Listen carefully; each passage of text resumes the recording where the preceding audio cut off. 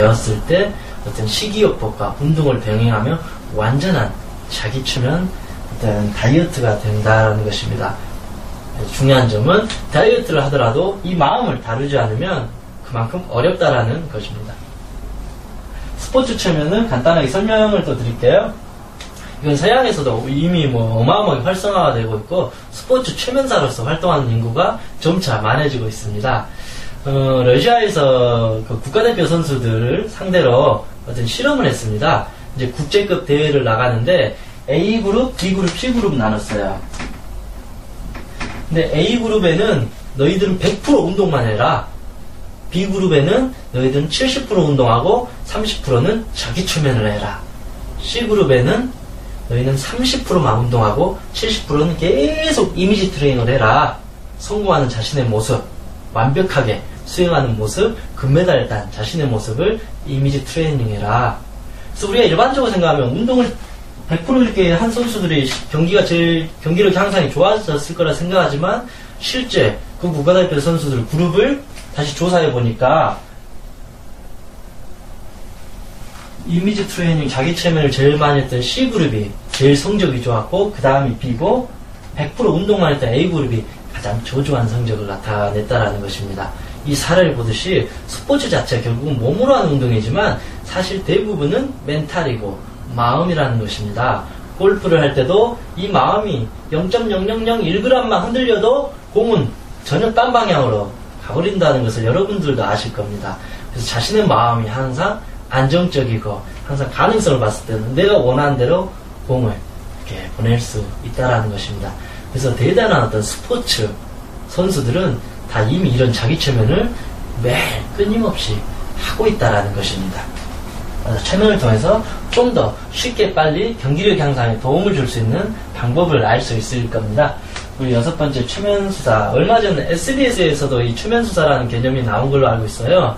그 방송을 보게 되는데 정말 미궁에 빠질 뻔한 그 사건들을 최면수사를 통해서 찾아냈다라는 것입니다. 뺑소니 차량도 우리가 뺑소니를 당했을 때는 그 순간 놀라가지고 차량 번호를 미처 확인을 하지 못하지만 최면 상태에 들어가서 그 차량 번호를 확인했다라면 그걸 알게 된다라는 거죠. 그러면 그 범인을 잡게 되는 그런 방송을 보면서 최면이 100% 어떤 과학적으로 타당하다고 볼 수는 없지만 미궁에 빠질 뻔한 그 사건을 해결할 수 있는 결정적인 어떤 단서 역할을 할 수 있다라는 것입니다. 이는 저 역시도 예전에 얼마 전에 뺑소니 비슷하게 어떤 택시기사에게 어떤 그 뺑소니 비슷하게 당한 여성을 이제 최면을 통해서 그 택시 넘버 그리고 택시기사의 오른팔에 어떤 문신이 있었고 얼굴이 어떻게 생겼는지 그 몽타주까지 다 작성해서 잡았던 사례를 보면서 이게 100% 다 할 수는 없겠지만 이렇게까지도 최면을 통해서 그 기억을 다 끄집어낼 수는 있구나. 그걸 보면서 최면이 이런 수사에도 엄청 활용된다는 것을 알게 되었습니다. 이제 마지막으로 이제 전생과 빙의 치료. 물론 이제 최면이 오해를 받게 되는 게 이 전생 치료와 어떤 빙의 치료 때문에 그런 겁니다. 근데 저는 여러분들에게 여러분 전생이 있습니다. 믿으세요. 여러분 정말 빙의 같은 이 귀신이 있습니다. 이걸 믿으세요. 라고 말하는 게 아닙니다. 최면은 어찌됐든 이 사람의 변화를 위해서 도와주는 것입니다. 이 사람이 정말 전생 문제 때문에 선생님 저 그런 것 같습니다. 도와주세요. 정말 전생 한번 보고 싶어요. 이러니까 전생 체험을 시켜주는 것이고 선생님 저 정말 귀신이 자주 보여요. 그리고 가위 눌림이 자주 심해요. 정말 귀신이 있는 것 같아요. 저도 모르게 괜히 뭔가 영향을 받는 것 같아요. 그랬을 때 이게 무조건 맞다라고 하는 게 아니라 그렇게 접근해서 도와준다라는 것입니다. 이제 이런 문제 때문에 어떤 종교적인 특히 기독교적인 어떤 마찰이 있다 보니까 마치 최면을 하면 사입이고 마치 최면사들은 이 전생 빙의 추종자인 양 그렇게 이제 오해를 받게 되는데 그게 아니라 상담사는 최면사는 내담자의 모든 문제를 이해해주고 들어준다라는 것이죠. 내담자가 전생이 있다고 믿고 들어왔을 경우에는 그 믿는 마음을 이해해준 상태에서 들어주고 이해해주고 도와주기 때문에 전생치료, 빙의치료를 또 한다라는 것입니다.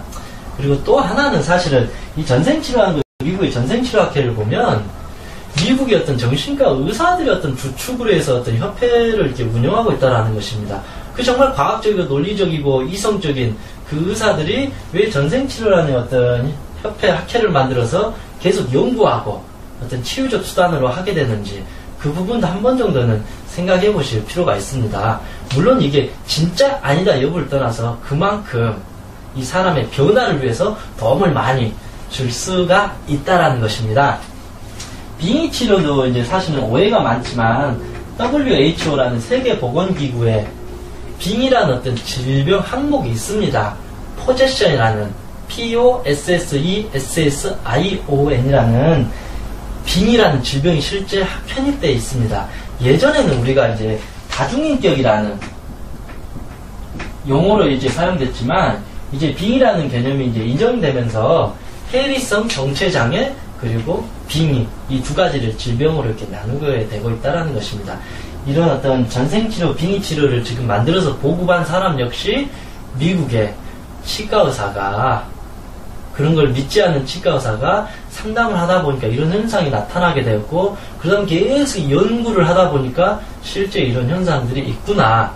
그렇게 해서 그런 계속 연구와 그 과정들을 이렇게 설명하고 우리나라에도 많이 보급되어 있다라는 것입니다. 그래서 이거를 너무 있느냐, 없느냐, 맞느냐, 틀리느냐 그걸 따지기 전에 한 사람의 어떤 변화와 행복과 성공을 위해서 전생치료나 빙의치료가 접근이 가능하고 그 접근을 했을 때 변화가 된 사람들이 있다더라. 의외로 이런 접근을 했을 때 많은 이들이 변화가 된다더라. 그렇게 했을 때 접근을 하는 것입니다. 그래서 저 역시도 이거에 대해서 맞다 틀리다라고 하는 게 아니라 믿는 사람한테는 그런 식으로 접근을 해주게 됐을 때 훨씬 효과가 있다라는 것입니다. 그래서 기독교 있는 사람들한테 하나님을 통해서 했을 때 훨씬 마음의 변화가 커지고 어떤 불교 신자 같은 경우에는 불교적인 접근을 했을 때 훨씬 커지기 때문에 상담사는 무조건 하나의 시선을 보는 게 아니라 여러 가지 관점에서 도와줄 수 있는 그런 마음의 준비 자세가 제일 중요하다는 것입니다. 그런 부분에서 전생인 빙의 치료에 대한 어떤 그 개념이나 그런 부분도 알아두시면 좋을 듯 싶습니다. 이제 정리하면요. 오늘 이제 트랜스 개념과 초면을 활용을 했습니다.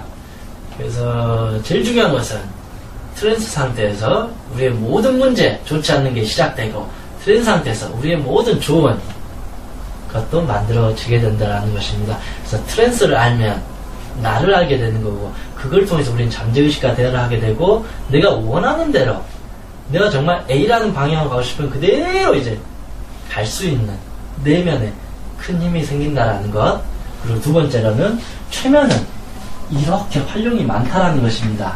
이건 이제 간단하게 이게 적었지만 이외 부분에도 모든 것이 다 자기 최면의 사물이기 때문에 모든 것을 최면을 통해서 활용할 수 있기 때문에 여러분들이 이게 최면을 이제 배우시면서 다양한 부분까지 진출할 수 있고 접근하고 활용할 수 있다라는 그 가능성을 열어두고 배워보시면 좋겠습니다.